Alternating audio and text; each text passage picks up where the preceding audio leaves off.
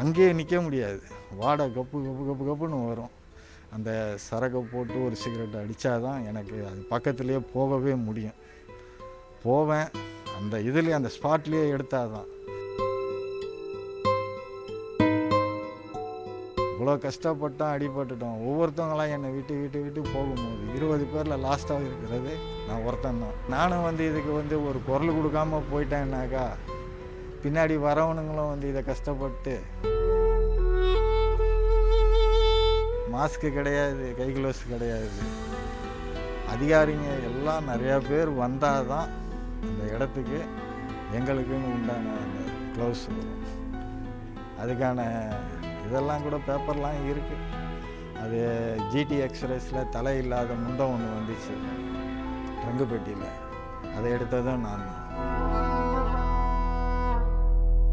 இதெல்லாம் சேர்த்து என் உடம்போட இதோட இதில் இல்லை, இந்த பாடி தான். இந்த பாடியை இந்த தொடை ரெண்டத்தையும் இப்படி வச்சு இறுக்கி கட்டி அந்த கேரி பேக்கில் போட்டு 7 கேரி பேக்கு போட்டு கட்டி ட்ரங்கு பாக்ஸில் அடைச்சி வந்தது ஜிடி எக்ஸ்பிரஸ், டெல்லியிலேருந்து வந்த வண்டி.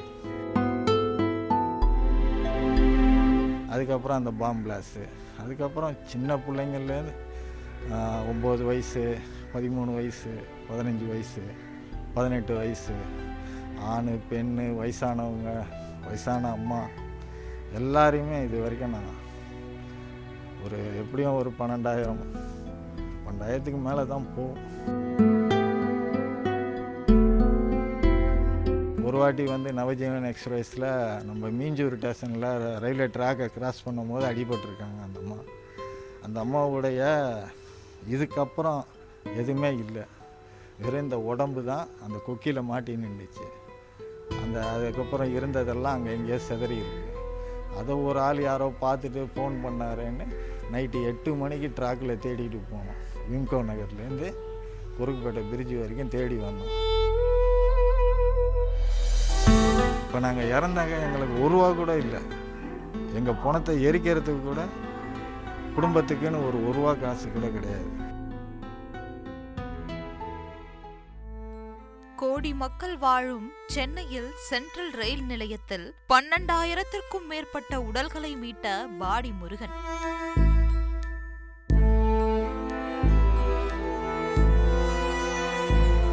யாரும் செய்ய முன்வராத வேலைகளை செய்து வரும் சென்ட்ரல் பாடி முருகன் 36 ஆண்டுகளாக ரயில் விபத்து உயிரை மாய்த்து கொண்டு இறந்த உடல் பாகங்களை மீட்டு ஒப்படைக்கும் சேவை செய்து வருகிறார். அங்கீகாரம் இல்லாமல் வாழ்வாதாரத்திற்காக அன்றாடும் சென்ட்ரல் பாடி முருகன் பலரது மரணம் மூலம் வாழ்வை கொடுக்கும் ஒரு வாழ்க்கையை பெற்றவர் சென்ட்ரல் பாடி முருகன் என அழைக்கப்படும் செல்வராஜ்.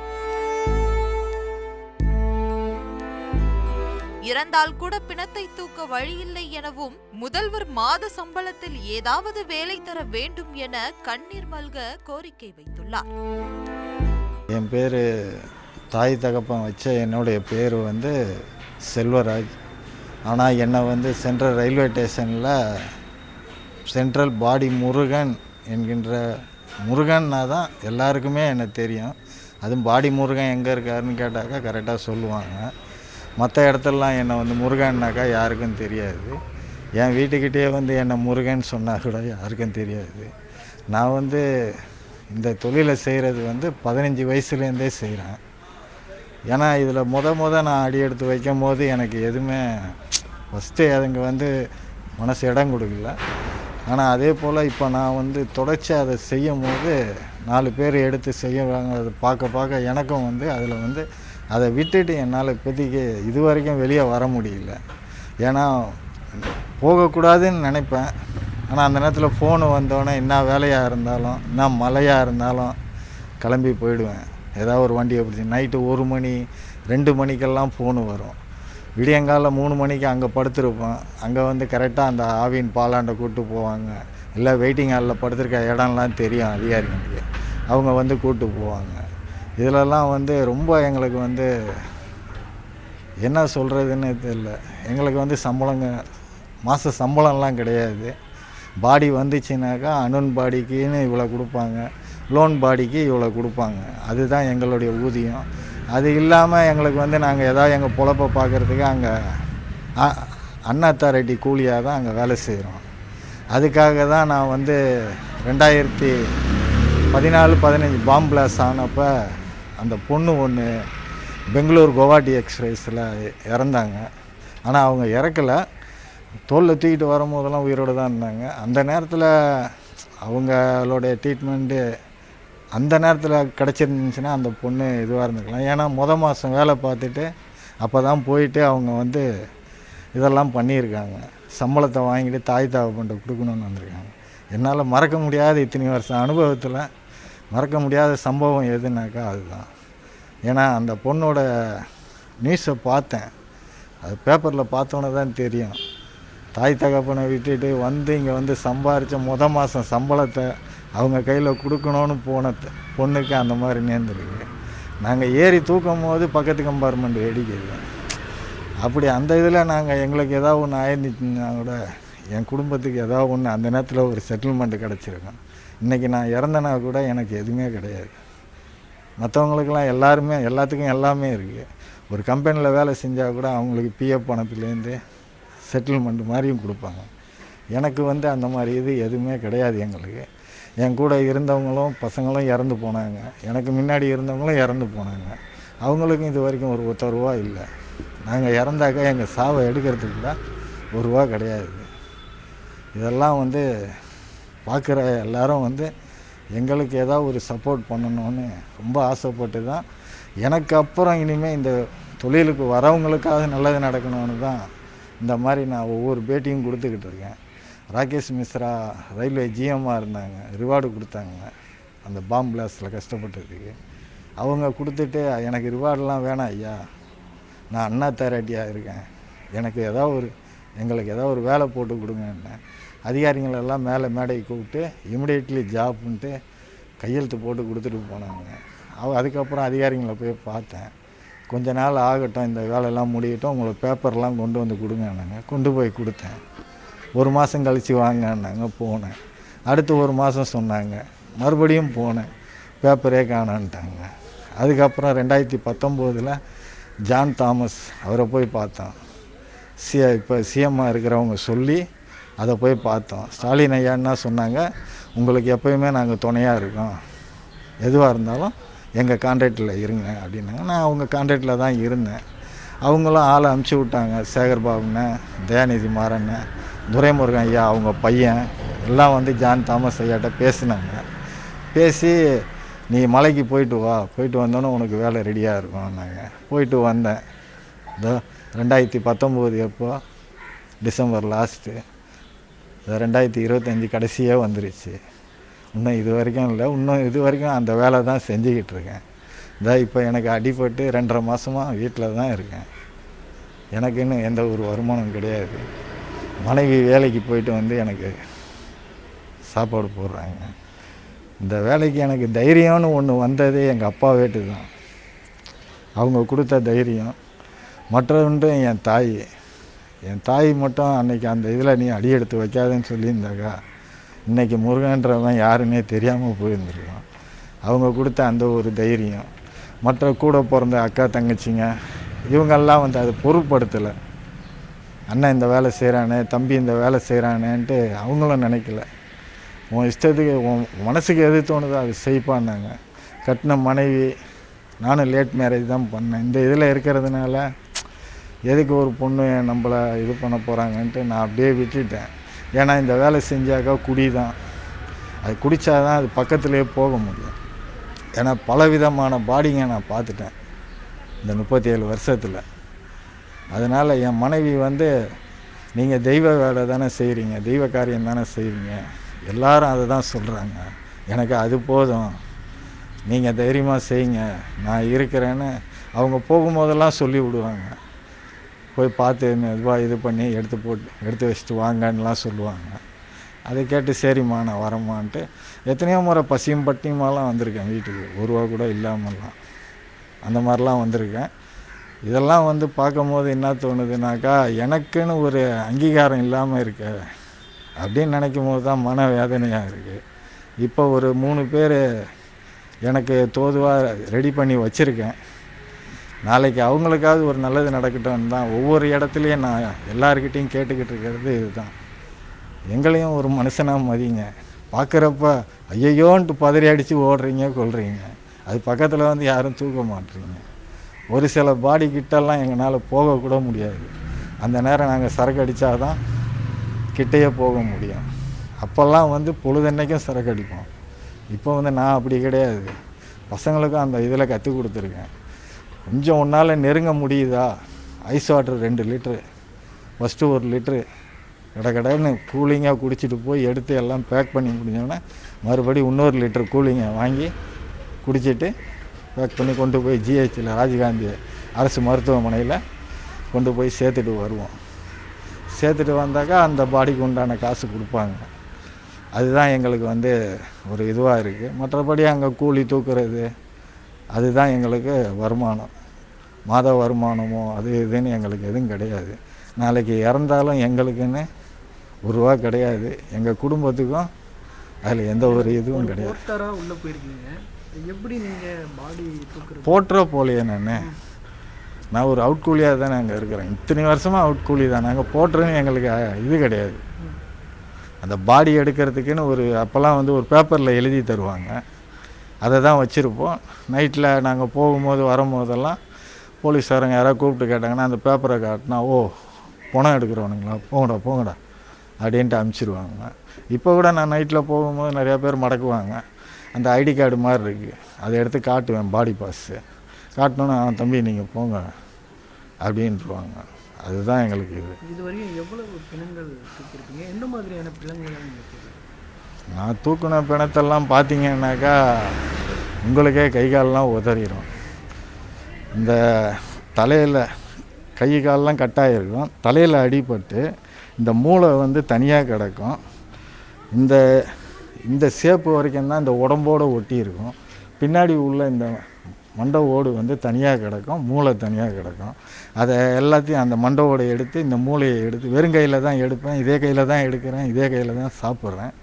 அந்த மூளையை எடுத்து அதை வச்சுட்டு இந்த பாடியோடு இருக்க இந்த சேப்பு வரைக்கும் என்ன பண்ணுவேன், ஒட்டி ஒரு துணியை வச்சு கட்டி அந்த சேப்பு கொண்டு வருவேன். எது கை தனியாக இருக்கா கால் தனியாக இருக்கா அதெல்லாம் ஒன்றா வச்சு அதை ஃபோட்டோ எடுப்பாங்க வர அதிகாரிங்க.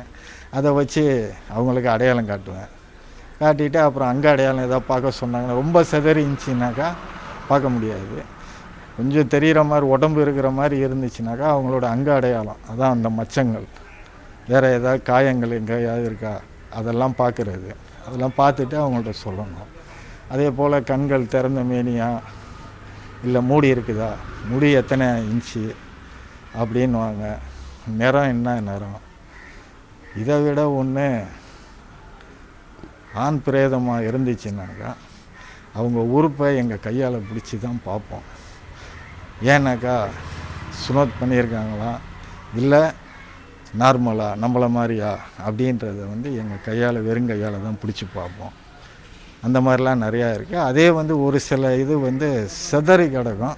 சிதறி கிடந்து ஒரு 2.5-3 ஹவர் ஆயிடுச்சுனாக்கா அது பக்கத்தில் போக முடியாது.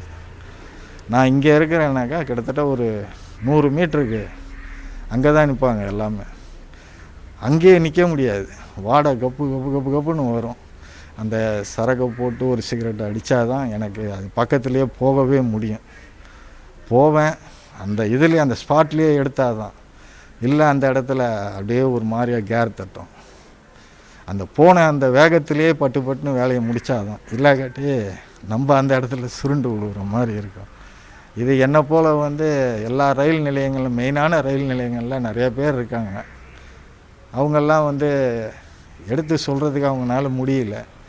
எனக்கு வந்து ஏன்னாக்கா நான் இதில் வந்து இவ்வளோ கஷ்டப்பட்டோம், அடிபட்டுட்டோம். ஒவ்வொருத்தவங்களாம் என்னை விட்டு போகும்போது 20 பேரில் லாஸ்ட்டாக இருக்கிறது நான் ஒருத்தந்தான். சரி, நானும் வந்து இதுக்கு வந்து ஒரு குரல் கொடுக்காம போயிட்டேன்னாக்கா பின்னாடி வரவனுங்களும் வந்து இதை கஷ்டப்பட்டு இருந்தவங்கெல்லாம் சரியில்லாமல் போயிட்டாங்களே அப்படின்னு சொல்லிடக்கூடாதுன்னு தான் இதெல்லாம் உங்கள் மத்தியில் கொண்டு வரேன். இதுக்கு நீங்களே ஏதாவது ஒரு தகுந்த எல்லாருமா சேர்ந்து இதுக்கு ஒரு நல்ல ஒரு தீர்வு எங்களுக்கு ஏற்படுத்தி கொடுப்பீங்கன்னு எல்லாரையும் கேட்டு நம்பிக்கிறேன். இப்போ இந்த நேரத்தில் ஐயா அவங்க பார்த்தாலும் சரி பார்க்கலனாலும் சரி, யார் மூலியமா கேள்விப்பட்டீங்கன்னாலும், அன்னைக்கு அந்த 2019 கொஞ்சம் நினச்சி பாருங்க ஐயா. டிசம்பர் லாஸ்ட்டு இன்னைக்கு வரைக்கும் நான் உங்களை வந்து பார்க்கணுன்னு தான் எனக்கு இதுவாக இருக்குது. இப்போ உங்களை வந்து அன்னைக்கு நான் பார்த்த மாதிரி உங்களை இப்போ பார்க்க முடியாது. அதனால தான் என்னால் வர முடியல. என்னை மன்னிச்சிருங்க ஐயா. எவ்வளோ பாடி எடுத்துட்டு இது வரைக்கும் அது வந்து 1000 கணக்கு மேலே போயிடுச்சு. எப்படியும் கிட்டத்தட்ட எப்படியும் ஒரு இந்த 37 வருஷத்துக்கு கணக்கு. அப்போல்லாம் வந்து ஒரு நாளைக்கு கிட்டத்தட்ட ஒரு 22 பேர் இறப்பாங்க. அப்போது நான் சொல்கிறது என்னுடைய 15 வயசுலேருந்து 25 வயசு நான் வர வரைக்கும் அந்த 10 வருஷத்துக்குள்ளேயே பார்த்தீங்கன்னாலுமே அதுவே பலாயிரக்கணக்கான பாடி போயிடும். ஏன்னா நாங்கள் மொத்தம் 20 பேர். அப்போ வந்து 4 பேர் தான் ஒரு பாடிக்கு அனுப்புவாங்க. அனுப்பும் போது டச்சர்லாம் இப்போ தான் டச்சரு 2 பேர் தூக்கிட்டு போகிற மாதிரி. அப்போ வந்து அந்த கட்டையில் அடிச்சிருப்பாங்க தார்பாய். அந்த பக்கம் 2 பேர், இந்த பக்கம் 2 பேர். அதில் தான் நாங்கள் எடுப்போம். அப்படின்னும் போது நாங்கள் இந்த பக்கம் எடுப்போம், அடுத்த இதுக்கு இன்னொரு ஆள் இந்த பக்கம் கூப்பிட்டு போவாங்க 4 பேர். அவனுங்க எடுத்துகிட்டு வரத்துக்குள்ளே இன்னொருத்தவங்க லோக்கல்லன்னுவாங்க, இல்லை அந்த சுற்று வட்டாரத்தில் எங்கேயாவது இறந்து கிடப்பாங்க. நாங்கள் லைனாக போயிட்டு வந்துக்கிட்டே இருப்போம். எங்களுடைய இது சில நேரத்தில் சாப்பிட மாட்டோம். அதெல்லாம் நடந்திருக்கு நிறையா. இல்லை அனைவருமே இப்போ மூக்க மூடின்னு போகக்கூடிய இதில் நீங்கள் இந்த வேலையை பார்க்குறீங்க. மாஸ்க்கு கிடையாது, கை க்ளவுஸ் கிடையாது.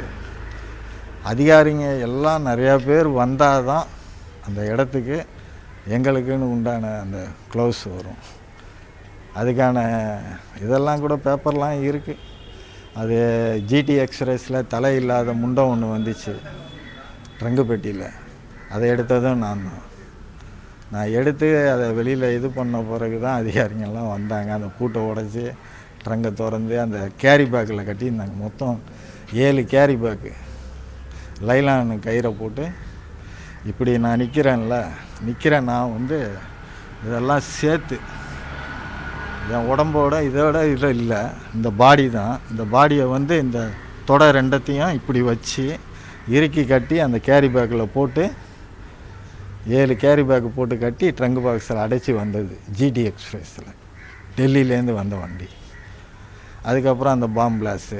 அதுக்கப்புறம் சின்ன பிள்ளைங்கள்லேருந்து 9 வயசு, 13 வயசு, 15 வயசு, 18 வயசு, ஆண் பெண், வயசானவங்க, வயசான அம்மா எல்லாரையுமே இது வரைக்கும் நான் ஒரு எப்படியும் ஒரு 12,000 மேலே தான் போகும். அந்த அளவுக்கு சுமந்துட்டேன். ஒரு வாட்டி வந்து நவஜீவன் எக்ஸ்பிரஸில் நம்ம மீஞ்சூர் ஸ்டேஷனில் ரயில்வே ட்ராக்கை கிராஸ் பண்ணும்போது அடிபட்டிருக்காங்க அந்த அம்மாவுடைய. இதுக்கப்புறம் எதுவுமே இல்லை, வெறும் இந்த உடம்பு தான் அந்த கொக்கியில் மாட்டி நின்றுச்சு. அதுக்கப்புறம் இருந்ததெல்லாம் அங்கே எங்கேயோ சிதறி இருக்கு. அதை ஒரு ஆள் யாரோ பார்த்துட்டு ஃபோன் பண்ணாருன்னு நைட்டு 8 மணிக்கு ட்ராக்கில் தேடிட்டு போனோம். விம்கோ நகர்லேருந்து குறுக்குப்பேட்டை பிரிட்ஜு வரைக்கும் தேடி வந்தோம், எங்கேயுமே இல்லை. அதுக்கப்புறம் அவங்க அதிகாரிங்க நாங்கள் இங்கே தங்கிறேன், நீ சென்ட்ரலுக்கு போனாங்க. நான் அங்கேருந்து ஒரு ஷேர் ஆட்டோ பிடிச்சி சென்ட்ரல் வந்து சேர்ந்தேன். இப்போ கையும் வந்துட்டு இது ஒரு ஆக்சிடெண்ட்டில் போட்டுச்சு இந்த கை. பிடிக்கும் போது தானே? இல்லை, அதில் கிடையாது. இது வந்து பைக்கில் போகும்போது இது வாங்கினது.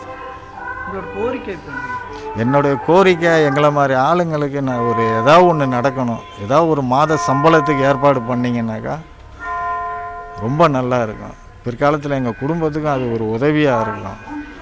இப்போ நாங்கள் இறந்தாங்க, எங்களுக்கு 1 ரூபா கூட இல்லை. எங்கள் பணத்தை எரிக்கிறதுக்கு கூட குடும்பத்துக்குன்னு ஒரு 1 ரூபா காசு கூட கிடையாது. அதனால் எங்களை மாதிரி ஆளுங்களை வந்து கொஞ்சம் நீங்களும் கொஞ்சம் ஊக்குவிச்சிங்கனாக்கா நாங்கள் செய்கிற பணியை வந்து இந்த குடிச்சிட்டு தான் செய்யணுன்ற அவசியம் கிடையாது. அந்த நேரம் முடியாத பட்சத்துக்கு குடிக்கிறோம். சில இடத்துல வந்து பொழுதன்னைக்கும் வந்து குடிக்கிறவங்கலாம் இருக்காங்க. அந்த பாடி எடுக்கிற இதில் போய் குடிச்சிட்டு வந்தால் தான் அவங்களுக்கு அவங்க உடம்பு அவங்கக்கிட்ட இருக்கும். அதனால தான் என்னுடைய கோரிக்கை மெயின் வந்து வேலை தான். ஏதாவது ஒரு வேலை மாத சம்பளம் மாதிரி எங்களுக்குன்னு நீங்கள் ஆதரவு கொடுத்து ஏதாவது செஞ்சிங்கன்னாக்கா அது நாங்கள் எங்கள் குடும்பத்தில் உள்ளவங்களும் சரி எல்லாருமே உங்களுக்கு கடமைப்பட்டிருக்கோம். அதான் என்னுடைய முழு இதுதான். ட்ரெண்டை ஃப்ரெண்ட் ஆக்கிக்கோங்க. தந்தி டிவியின் சப்ஸ்கிரைபர்ஸ் அண்ட் ஃபாலோவர்ஸ் குடும்பத்தில் நீங்களும் இணையுங்க.